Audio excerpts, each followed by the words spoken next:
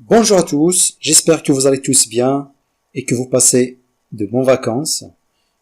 Comme vous voyez, la reprise s'approche à grands pas. Donc, dans cette deuxième vidéo, je vais vous parler un petit peu d'un outil de la préparation de la classe qui est très important, que vous connaissez tous certainement, c'est le cahier journal.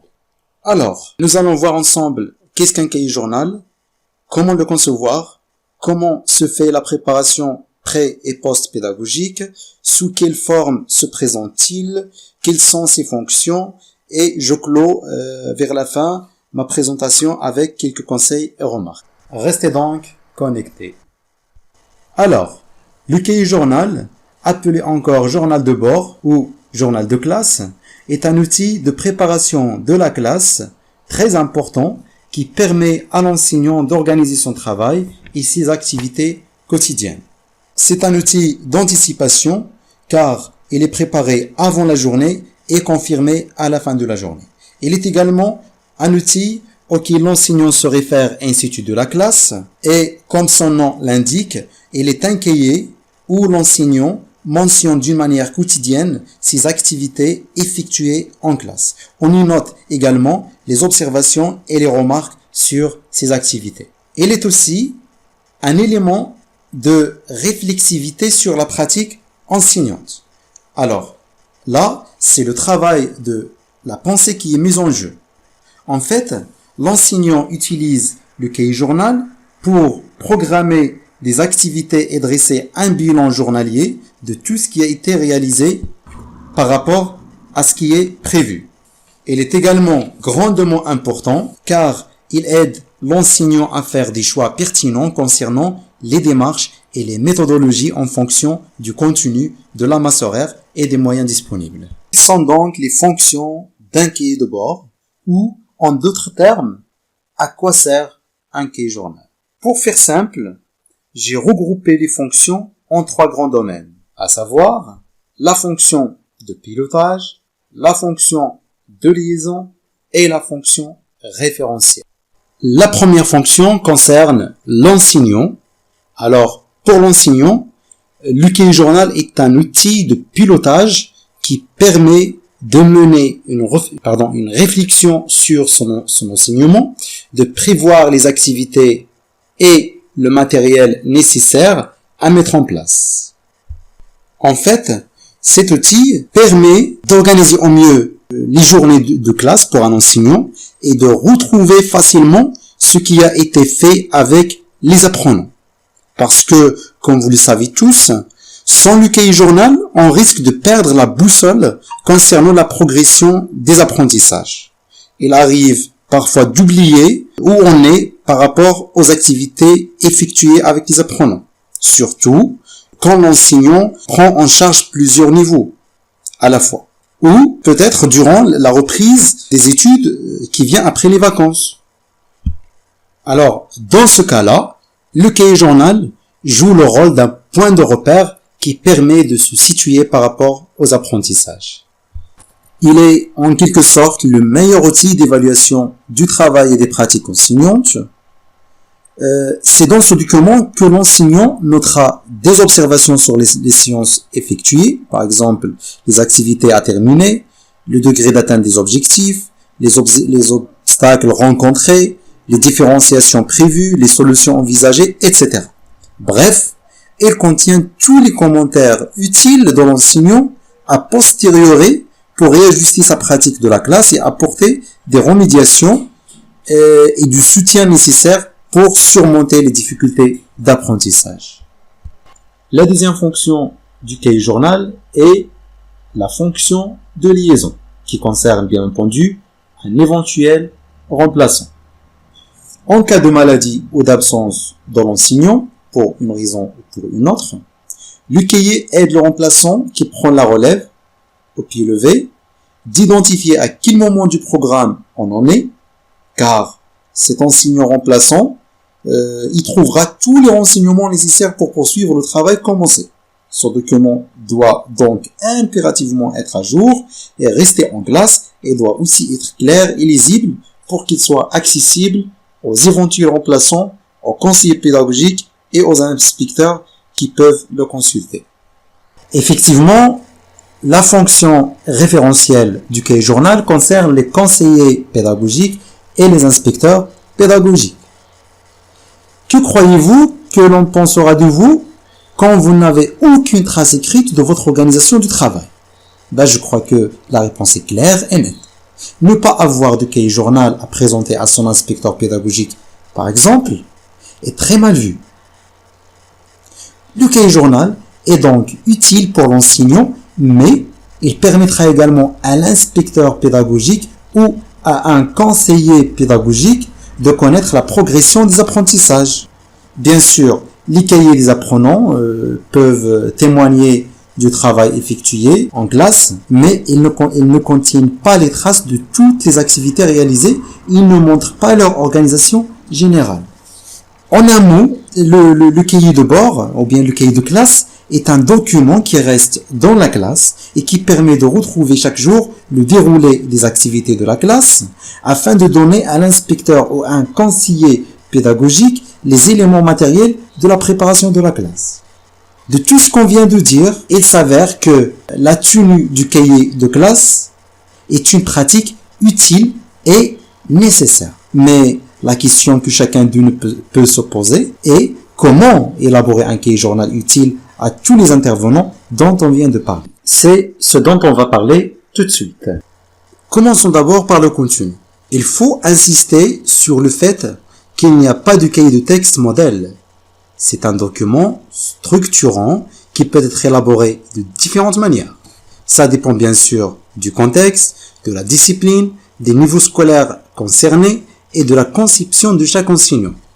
Le minimum qu'on peut y mettre, c'est l'heure, la discipline ou l'activité en question, l'objectif d'apprentissage de la science et une colonne pour les éventuelles remarques et observations. L'idéal est de placer tout dans un tableau. Avant de tracer notre tableau, on peut réserver les premières pages de notre cahier à quelques éléments qui concernent l'avant-acte pédagogique. On peut, par exemple, dresser une liste des apprenants avec les coordonnées de leurs parents, par exemple les adresses postales, les numéros de téléphone et tout ce qui servira pour prendre le contact quand il sera nécessaire.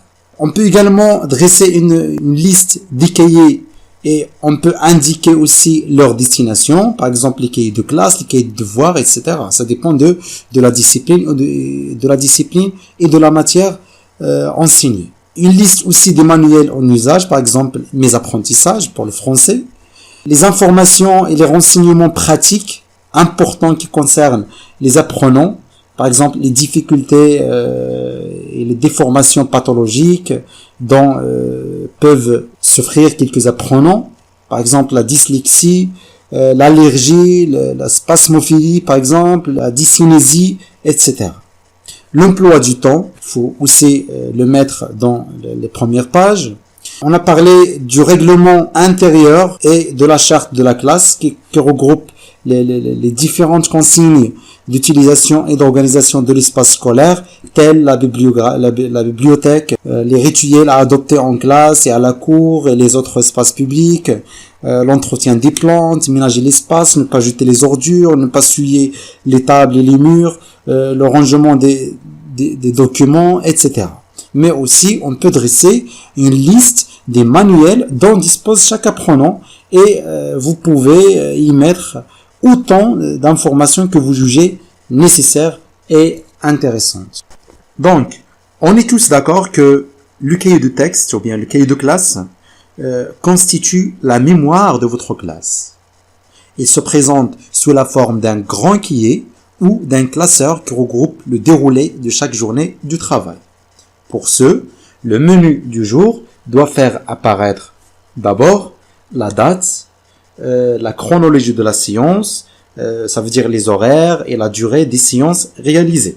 L'objectif d'apprentissage de chaque séance doit être aussi clairement défini.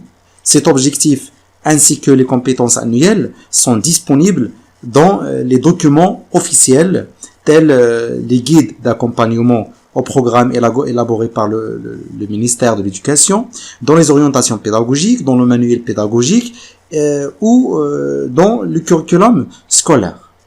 Les modalités d'organisation de la classe doivent aussi y figurer. Donc, on va désigner, préciser, est-ce un travail individuel, en binôme, en groupe, en petit groupe, etc. On doit aussi trouver les démarches suivies, les moyens mis en œuvre, les différentes tâches et activités réalisées. Par exemple, est-ce une recherche, la phase de découverte, d'application, des évaluations, mais il faut aussi les accompagner avec le temps imparti à chacune. Aussi, on doit y mettre le domaine disciplinaire enseigné. Est-ce qu'il s'agit d'une activité de maths, activité de grammaire, de conjugaison, de sciences de vie et de la terre, etc. On y trouve également le déroulement, le contenu de la science, par exemple les étapes méthodologiques de l'activité, les objectifs et tout ce dont on vient de parler, la référence à une fiche pédagogique annexe ou à un guide pédagogique, les modalités de différenciation, les travaux en plus pour les élèves rapide, aide pour les élèves en difficulté, les élèves performants, le dispositif spécifique à certains élèves, voilà, la présence de l'enseignant auprès de tel apprenant au groupe. Cette indication est surtout essentielle en classe à plusieurs niveaux. Dans les travaux en groupe ou en atelier, il faut préciser aussi les consignes données. On parle aussi du matériel à prévoir pour l'enseignant et pour les élèves afin d'anticiper et ne pas être dépourvu au moment du travail. Sous quelle forme le cahier journal doit donc être présenté? Une chose est sûre, c'est qu'il n'y a pas de règle institutionnelle qui détermine la forme à prendre pour élaborer un cahier de classe. On peut imaginer un grand cahier, un classeur, grand format, avec des rubriques à remplir au quotidien. Là, on parle de la version manuelle du cahier journal. Mais aussi, on peut parler de la version numérique. Alors là, on peut écrire sur un document numérique à imprimer, puis à remplir au quotidien, ou élaborer un cahier de texte à l'aide d'un logiciel spécifique. Vous n'avez qu'à chercher dans le net. Vous pouvez trouver énormément de logiciels qui peuvent vous aider dans ce sens. Par exemple, on peut parler de OneClick. Mais attention, il ne faut pas opter pour les feuilles volantes qui risquent de se perdre ou de s'éparpiller. Le problème que rencontrent la plupart des enseignants, surtout ceux qui n'arrivent pas à mettre à jour leur cahier du texte, c'est la contrainte du temps. Certes, les enseignants doivent faire plein de choses. Préparer les cours, planifier, expliquer, corriger, etc. C'est-à-dire, il y a plein de tâches à effectuer. Ce qui peut les empêcher d'être au rendez-vous lorsqu'il s'agit de remplir leur cahier de texte. Comment donc éviter le problème de la pression du temps? On peut réserver ces tâches au week-end. Ne vous inquiétez pas, car ça ne va pas vous prendre qu'une trentaine de minutes ou 1 heure au maximum. Mais pour opter pour cette manière, il faut noter sur un brouillon tout ce qui a été réalisé avec les dates et les heures. C'est pour ne pas oublier quand cela soit accumulé. Vous pouvez également exécuter ces tâches chaque soir. Comme ça, vous éviterez le problème d'oubli et il vous sera facile tant qu'il ne s'agit que du travail de la journée. La troisième possibilité, c'est noter sur son cahier journal pendant les récréations ou après les séances ou les cours, même si cela peut vous priver de vos moments de détente. Donc, vous avez plusieurs possibilités pour remplir le cahier de texte. Vous n'avez qu'à choisir celle qui vous convient le mieux. Le dernier point de notre présentation d'aujourd'hui concerne quelques conseils et remarques sur le cahier de texte. Donc, le cahier journal concerne une année scolaire et une ou plusieurs classes précises. Ça dépend de combien de niveaux l'enseignant assume pendant une année. Donc, chaque année scolaire a son cahier du texte qui respecte les spécificités des apprenants et du groupe classe et qui est conçu en fonction des besoins détectés au début de l'année. On peut réserver une rubrique dans notre cahier du texte pour porter les fiches du travail et les libellés des évaluations effectuées, les éléments de réponse et autres documents. Les observations et les annotations relatives à chaque séance qui constitueront la base des modifications à entreprendre et des prochains soutiens et remédiations. Dans le cas d'une classe à plusieurs niveaux, le cahier journal doit faire ressortir la simultanéité des leçons. Il doit se présenter sous forme d'un tableau récapitulatif. Enfin, souvenez-vous, chers collègues, qu'un cahier journal bien préparé et bien utilisé permet de construire le professionnalisme de l'enseignant. Fin de notre vidéo. Merci pour votre attention et à très bientôt.